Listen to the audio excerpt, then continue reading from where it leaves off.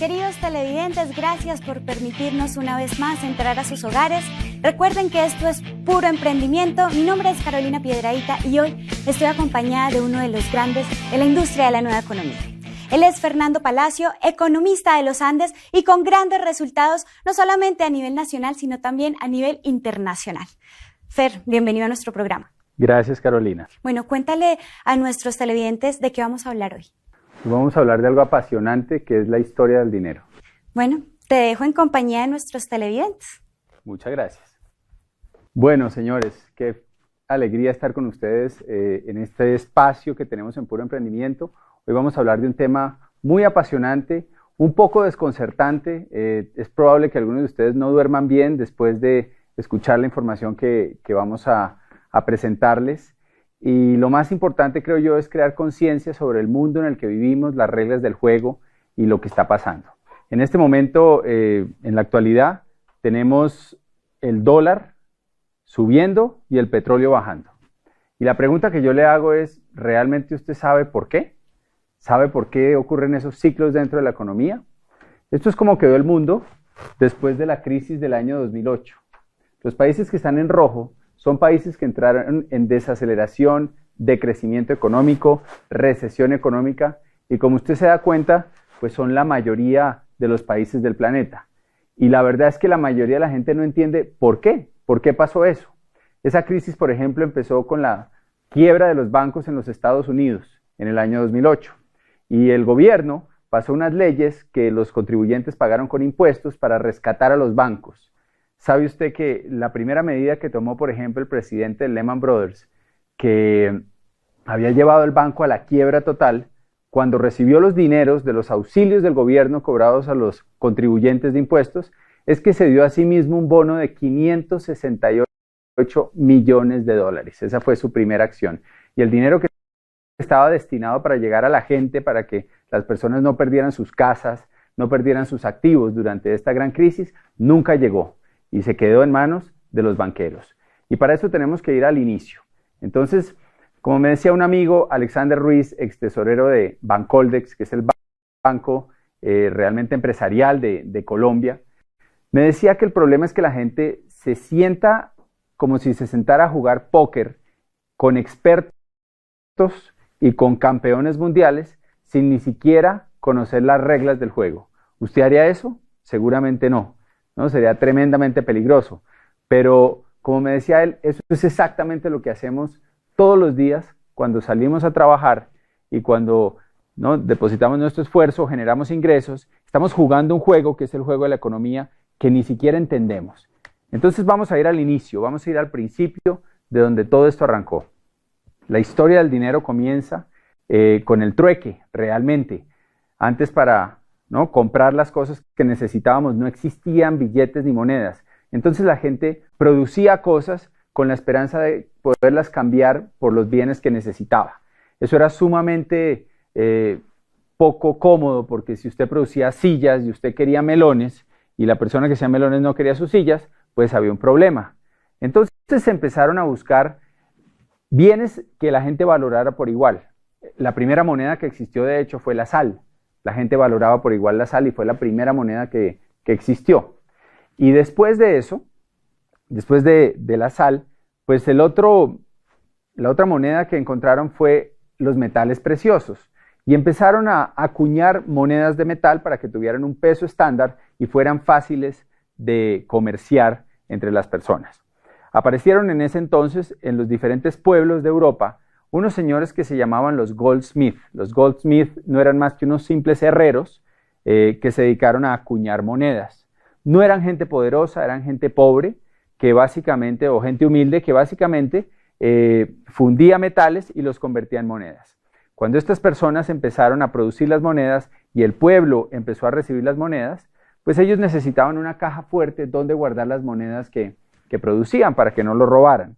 Y lo que pasó es que los otros habitantes del pueblo fueron donde él y le pidieron que les guardara sus monedas en su caja fuerte y que les guardara su oro.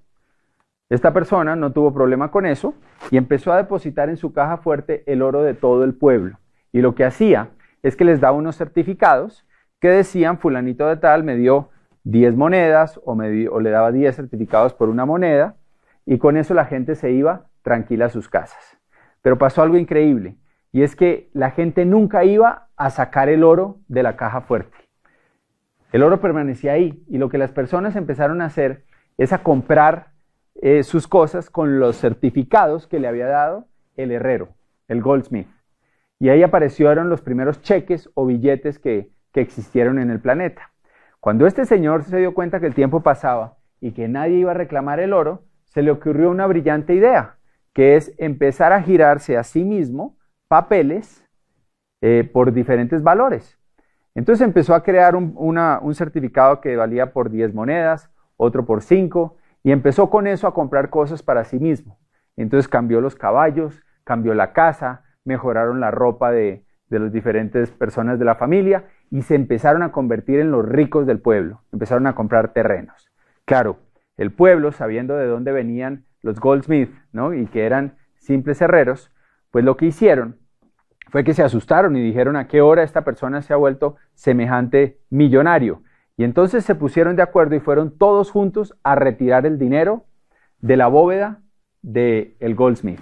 ¿Qué pasó? Pues obviamente había más papeles que oro, había más papeles que monedas. Y entonces se dieron cuenta de la estafa tan tremenda de la que habían sido víctimas. En toda Europa empezaron a ahorcar a los herreros, empezaron a matarlos a todos por esa estafa que habían hecho contra el pueblo en general.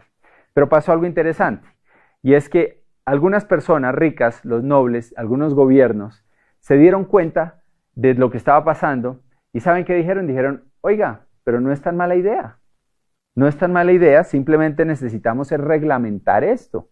¿Por qué no cogemos esto que hizo esta gente y lo reglamentamos? Porque ahí hay un potencial de negocios. Y entonces empezaron a crear los primeros bancos, o los segundos, porque los primeros realmente fueron los de los goldsmith, y empezaron a reglamentar las reglas de la producción del dinero, de los papeles como medio de pago. Y lo primero que hicieron fue poner un rango. Entonces decían: bueno, por cada moneda que tengamos acá, podemos emitir 10. El 10% se debía mantener como reserva.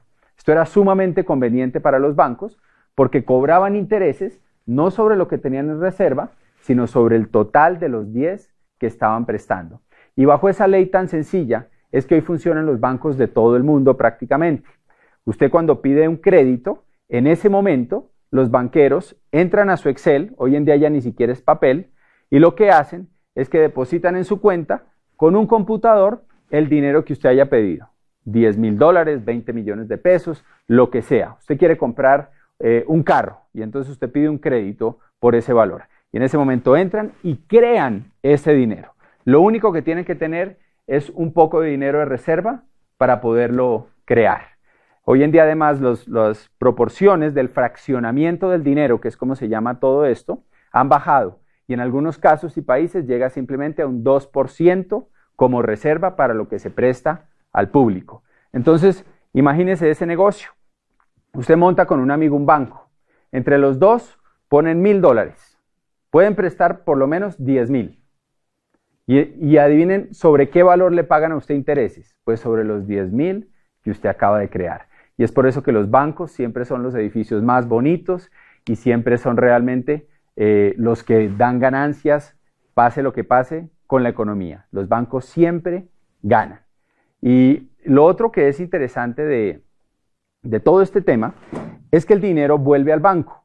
Si usted pide un crédito por 30 millones de pesos para comprar un carro, usted va y compra el carro, pero adivine qué hace la persona que recibe ese dinero de usted, la que le vendió el carro. Pues coge ese dinero y viene y lo deposita al banco. Y ahora eso se vuelve una reserva para el banco. O sea que ahora puede generar créditos por 300 millones de pesos. Y esto se vuelve un ciclo que nunca para. Y el resultado de eso es que cada vez hay más dinero, más dinero, más dinero en la economía. Y lo que eso nos ocasiona a todos se llama inflación. No sé si usted se ha puesto a pensar, pero piense cuánto podía costar una caja de leche en 1975. Tal vez centavos. ¿Cuánto vale hoy en día una caja de leche? Cientos de veces eso. Y mi pregunta es ¿por qué? ¿Acaso la leche se volvió más costosa de producir? ¿Hay menos vacas? ¿Acaso el proceso, ¿no? Generó más, ¿no?, más mano de obra? Y la respuesta obviamente es que no. Cada vez es más fácil y más barato producir leche. Sin embargo, el precio sigue aumentando a medidas exorbitantes. Y eso se llama inflación y eso es un costo para todos nosotros. Lo otro que esto genera son impuestos, porque para poder pagar los distintos proyectos que generan el gobierno y sobre todo para poder pagar la deuda que los gobiernos hoy en día están generando debido a que están en crisis, pues lo que están haciendo es que se están endeudando. Los gobiernos están pidiendo créditos a los bancos centrales y deben pagar intereses altísimos sobre esos créditos, sobre grandes sumas de dinero, y eso siempre resulta en mayores impuestos para la población. Una persona que tenía una propiedad hace unos años, esa propiedad tenía un valor, vamos a decir que costaba en los años 90, un apartamento podía costar 40 millones de pesos. Ese mismo apartamento hoy puede costar 200 o 250 millones. Y como los impuestos funcionan por tablas, en teoría la gente es más rica y paga más impuestos, porque cada vez tiene más dinero, pero es pura inflación. Realmente lo que tiene es el mismo apartamento, solo que está más viejo que el que tenía en los años 90. Entonces la inflación y los impuestos son algo muy importante y es la forma en que los pueblos realmente se empobrecen en el largo plazo. Este tema de los bancos viene de toda la historia y hay algo que es todavía mucho más crítico, que es cómo fueron creados inicialmente los bancos centrales, que son los que manejan las reservas, que manejan todos los otros bancos, y los que manejan las emisiones de los billetes a nivel mundial. El primer banco central que existió fue en Inglaterra, se llamaba el Bank of England. Le pusieron ese nombre porque querían que el pueblo de Inglaterra pensara que era un banco realmente del pueblo, que era de ellos, que era un banco popular del gobierno. Pero la realidad es que no fue así. Era un banco de algunas pocas familias y era un banco privado. El primer banco central que existió para emitir billetes era un banco totalmente privado. Y lo que pasó es que cuando llegaron los ingleses a Estados Unidos, establecieron exactamente el mismo sistema. Las mismas familias europeas, multimillonarias, dueñas del Banco Central de Inglaterra, montaron o insistieron durante el tiempo en montar el Banco de la Reserva Federal de los Estados Unidos. Y ahí hay algo muy importante para todo el mundo. Nos afecta de una medida gigantesca ese simple hecho. Y se los voy a explicar con un poquito de historia. Anteriormente, como les contaba, los bancos tenían una reserva. Eran algo valioso, el oro, la plata. Con el tiempo, eso cambió. Después de la Segunda Guerra Mundial, necesitaban reconstruir Europa y se creó una reunión que se llamaba el Acuerdo de Bretton Woods, y en este acuerdo los países europeos acordaron eliminar el patrón oro, empezar a producir billetes. Y el acuerdo se basaba en que iban a seguir regidos por el dólar americano, el dólar de los Estados Unidos. ¿Por qué? Porque ese dólar todavía mantenía el patrón oro. Entonces, de cierta forma, seguían ligadas a algo real, a algo valioso. Eso fue un convenio que Estados Unidos aceptó y aceptó volverse la moneda del planeta entero. Por eso hoy todo lo comparamos con dólares.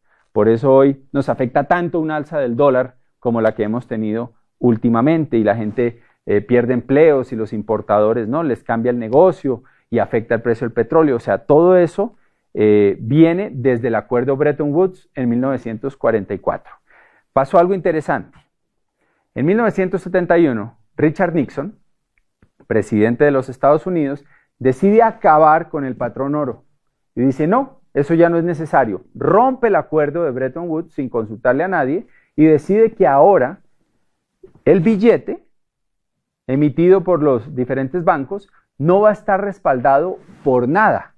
Simplemente va a ser papel, va a ser un pedazo de papel que la gente va a usar para cambiar. Anteriormente, si usted iba al banco con un billete, por ejemplo en Colombia decía pesos oro, pues a usted le daban una suma de oro por el valor de ese billete. Actualmente, el dinero es deuda, se crea cuando alguien pide una deuda, no tiene ningún respaldo y su único valor es el que le dan los habitantes los ciudadanos de un país basado en el gobierno, en la credibilidad que tiene ese gobierno. Y todo eso es muy importante porque si analizamos el tema, todas las economías del mundo están hoy atadas al dólar. Y lo más complicado del tema es que la Reserva Federal de los Estados Unidos no es ninguna reserva, ni tampoco es federal. No es del gobierno, es de unas cuantas familias poderosas que manejan la impresión y la creación de los dólares en toda la economía. ¿Cómo le parece eso? Imagínese uno tener el monopolio, el poder absoluto sobre un bien que todo el mundo quiere y que todo el mundo necesita. Y usted ser el único autorizado para producirlo en el mundo entero. No suena muy ético, ¿cierto? O sea, claramente derivará en corrupción. Y es lo que ha pasado. Y al ser ellos los dueños de la moneda, lo que ha pasado a través de la historia es que, bueno, vamos un poquito atrás, desde 1913 se establece la Reserva Federal de los Estados Unidos y desde entonces ellos manejan, imprimen y crean la oferta monetaria. Eso es, cuánto dinero hay en el mercado.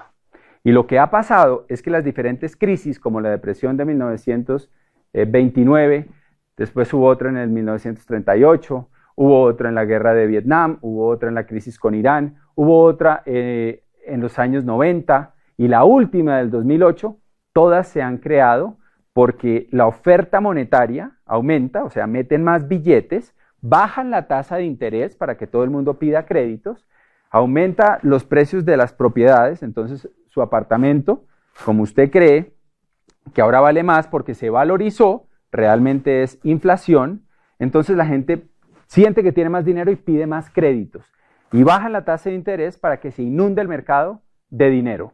Y lo que pasa es que unos años más tarde recogen esas deudas, dejan de hacer préstamos y suben la tasa de interés. El dato más importante en la economía mes a mes es si la Reserva Federal y quien esté de presidente ahorita anunció que el interés va a subir o va a bajar. Eso es lo que más impacta la economía a nivel global. Un cambio en un punto porcentual de la tasa de interés de la Reserva Federal puede causar que toda la inversión en un país como Colombia se vaya y se vaya a los Estados Unidos porque ahora es más rentable invertir allá. O llegue porque bajó la tasa de interés y ya no es rentable invertir allá y entonces el capital emigra a otros países donde va a rentar más dinero. Entonces, si usted analiza eso y usted se pone a pensar que realmente es una junta directiva de unos pocos los que deciden eso, pues tienen el poder absoluto sobre lo que pasa en la economía. Y las crisis mundiales se han creado porque expanden y recogen la moneda. Entonces, ¿qué sucede? Pues en un momento de expansión, la gente toma créditos, le hace remodelaciones a la casa, compra carros, empieza a comprar cosas que no necesita, cambia el televisor, cambia electrodomésticos, hace vacaciones, ¿no? Gasta dinero en vacaciones. Y en el momento en que la Fed sube la tasa de interés, recoge dinero, deja de pasar créditos, lo que pasa es que la gente pierde sus casas, entra en unas deudas que no puede pagar, ya no encuentra dinero que le presten y adivine qué pasa con los bancos. Terminan recogiendo por centavos todos esos activos que la gente compró durante el tiempo que tuvieron dinero. Entonces recogen carros, recogen propiedades, la gente, ¿no?, pierde sus casas y unos pocos ricos se hacen más ricos y los pobres se hacen más pobres. Estos son algunos presidentes que a través de la historia entendieron el juego de la Fed y se opusieron a él y tuvieron grandes batallas durante su vida en contra de ellos. El primero fue Andrew Jackson. Andrew Jackson luchó una batalla muy dura contra el poder central y él logró ganar esa batalla y logró que por unos 60 años los Estados Unidos no tuviera un banco central. Cuando le preguntaron en su lecho de muerte cuál había sido su logro más importante en la vida, él dijo, yo maté al banco. Él se enorgullecía profundamente de que le había ganado esa batalla al banco. Tuvo intentos de asesinato, se salvó varias veces de perder la vida y fue alguien pues, que entendió el problema y luchó por él. Y lo paró 60 años, pero esto es un problema recurrente. Y desde que se creó el Bank of England, que aparte piensen algo, ¿no? Bank of England porque querían que pensara el pueblo que era de Inglaterra. Banco de la Reserva Federal porque querían que los americanos pensaran que era federal y que era de los americanos. No sé si les suena a algún banco. ¿Cómo se llama su banco? Donde usted tiene su dinero. ¿Tiene algún nombre así? ¿El banco de algún país? ¿El banco de alguna ciudad? Le aseguro que es privado. Pero crean esa imagen para que tengamos confianza y simplemente les demos nuestro dinero pensando que las reglas que lo rigen son reglas aprobadas por todo. Este es otro presidente que muchos conocen, Abraham Lincoln. Abraham Lincoln ganó la guerra civil porque tomó la decisión de empezar a emitir billetes. Él, y esos billetes, hizo una emisión muy controlada que apenas cubría lo que la gente necesitaba para hacer sus intercambios. No creó ningún negocio, no había intereses altos por crear deuda con esto. Abraham Lincoln fue asesinado. Y su frase más importante en este tema es que le dimos al pueblo de esta república la mayor bendición que han tenido, la posibilidad de imprimir su propio dinero y de pagar sus propias deudas. Lincoln pensaba esto.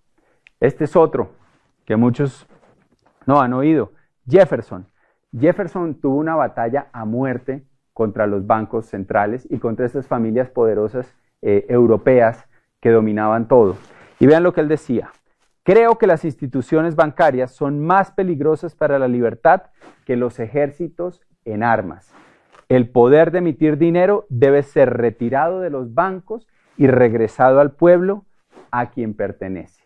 Thomas Jefferson. Y pues que sí todos lo recordamos, John F. Kennedy. John F. Kennedy firmó un decreto que se llamaba la Orden Ejecutiva 1110, en la que volvía a establecer la plata, porque Estados Unidos era rico en plata, aún lo es, como la moneda para quitarle el poder a la Reserva Federal. Era una de las misiones que él tenía y también fue asesinado. Y su frase fue: un día después de que me haya ido, me recordarán y dirán, debimos haber abolido la Reserva Federal. Entonces, si se dan cuenta, esto es algo que es recurrente en la historia, que ha pasado una y otra vez. Tan solo unos años después de la muerte de Kennedy, es que Nixon pasa el decreto en que básicamente eliminan el patrón oro. Entonces, todo esto nos afecta tremendamente. ¿Y qué podemos hacer al respecto, no? ¿Cómo nos podemos defender de todo esto? Pues, señores, lo más importante es que entendamos lo siguiente. Y lo que les voy a decir probablemente es un poco perturbador, pero es importante entenderlo si queremos salir a jugar póker en una economía que está plagada de expertos que quieren su dinero, que se lo quieren quitar de las manos. Y es entender el cuadrante del flujo del dinero.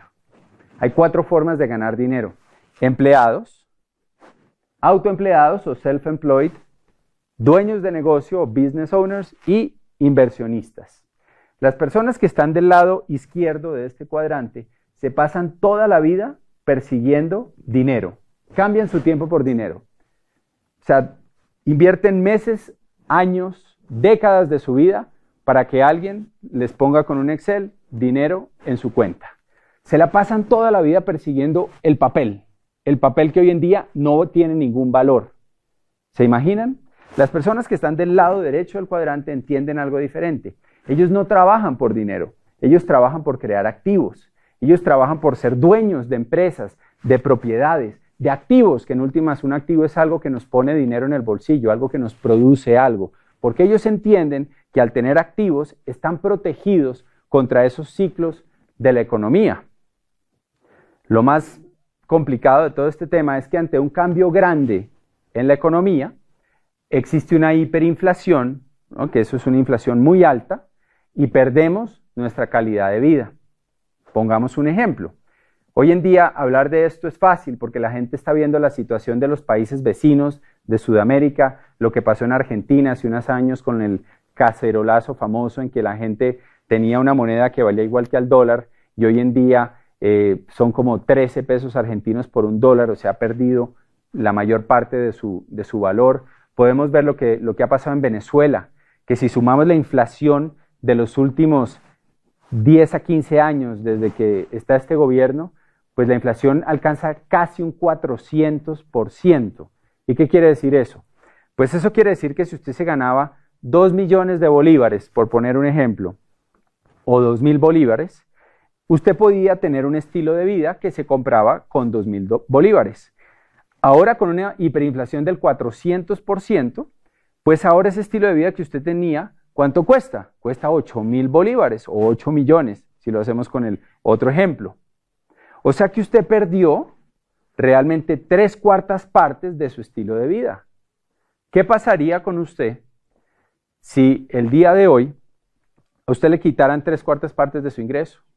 ¿Dónde podría vivir si usted lo que paga de arriendo o de hipoteca se redujera a 1/4 parte de lo que usted paga? ¿Qué tipo de mercado podría hacer? ¿Se dan cuenta? Perdimos en ese ejemplo 3/4 partes del valor o del estilo de vida que teníamos. Sin embargo, ¿ustedes creen que los sueldos los aumentan en 4 veces? No, obviamente no. Los sueldos los van aumentando con un porcentaje mínimo mensual que es prácticamente irrisorio y esos sueldos nunca dan para volver a comprar ese estilo de vida que teníamos antes. ¿Cómo nos podemos proteger? Teniendo activos, por ejemplo, si usted es dueño de un apartamento y usted arrienda ese apartamento a 2 millones de pesos y hay una hiperinflación, pues ahora usted va a poder arrendar ese apartamento en 8 millones o de pronto en más, que es lo que hemos visto muchas veces, por ejemplo en Venezuela, los arriendos se dispararon. O si usted es dueño de un negocio y ese negocio tiene productos, pues lo que va a pasar es que los productos van a subir sus precios y usted va a sostener su estilo de vida en valor real. ¿Se dan cuenta? Por eso es que vemos aún hoy que en Venezuela nuestro negocio y nuestra compañía siguen calificando personas a niveles altísimos. El mes pasado hubo un nuevo diamante y permanentemente hay crecimiento. Es más, los productos que hay en Venezuela se los llevan rapidísimo porque todo el mundo necesita productos de consumo masivo. Entonces ahí está la lección más importante y realmente de lo que se trata hoy. Porque yo no creo que se trate de, no tenemos ningún poder para ir a derrocar a la Reserva Federal de los Estados Unidos. Ninguna marcha va a lograr eso. Esto es una guerra, tal vez la guerra más antigua de la humanidad, que es quién controla el dinero. No es por ahí. Más bien, eduquemos a la gente para que la gente se proteja. Y en vez de salir a perseguir un papel que en cualquier momento puede no valer nada, enseñemos y eduquemos a la gente a salir a trabajar por crear un activo, porque sean dueños de algo que los proteja ante estas situaciones. Entonces ya para terminar, yo les voy a mostrar algunas imágenes que son impactantes, pero que debemos ver para crear conciencia. Esto se llama la República Weimar. La República Weimar es Alemania después de la Primera Guerra Mundial. Hubo una hiperinflación tan grande que pasaban cosas como estas. Esto es una persona en su casa acumulando la cantidad de billetes que tenía. ¿Era muy rico? No, era pobre, pero los billetes no valían nada, habían perdido todo su valor por un cambio en la economía, por una crisis. Esto es un señor empapelando la pared de su casa con billetes. ¿Por qué? Porque era más barato empapelar con billetes que salir a comprar papel para empapelar. Estos son niños construyendo castillos en la República Weimar con fajos de billete. Esto es un señor que iba a hacer mercado. Y estos son billetes de esa era. Y ustedes van a ver ahí un billete de 100 billones de marcos. Y ahí hay otro de 500 millones de marcos. Y eso no alcanzaba para comprar una bolsa de leche. ¿Se dan cuenta lo que estamos diciendo? Y tal vez la más impactante, que es esta.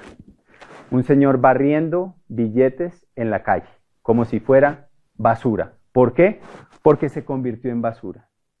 Usted se imagina lo triste que es uno trabajar toda su vida persiguiendo un papel, ¿no? Persiguiendo billetes, que es lo que la mayoría de la gente hace. El 96% de la población trabaja por ganar dinero. Y que en un momento dado, todo ese trabajo que usted hizo toda su vida se convierta en basura. Y señores, de eso se trata, de crear conciencia. Estamos viviendo un mundo donde las reglas del dinero son muy complicadas, no son tan difíciles de entender en cuanto a lo que necesitamos para, ¿no?, progresar y para realmente asegurar nuestra economía. Básicamente, usted necesita crear su propio activo. Y no existen muchas opciones allá afuera para hacerlo. Por eso lo están invitando a que construya este negocio. Porque si usted construye este negocio, usted va a ser dueño de algo, de un activo, en el cual además no se puede quebrar por la forma en que funciona este negocio, pero usted puede construir algo que el día de mañana no solo le dé seguridad económica, sino que le dé libertad y prosperidad. Así que los invitamos a ponerle mucha atención a la gente que lo está ayudando. Obviamente el negocio tiene un fondo que tal vez usted con este corto video ha descubierto, pero aquí hay algo que es difícil conseguir allá afuera, que es la seguridad de su familia y la libertad de los que lo rodean. Fue un placer estar con ustedes y nos vemos en la próxima de Puro Emprendimiento.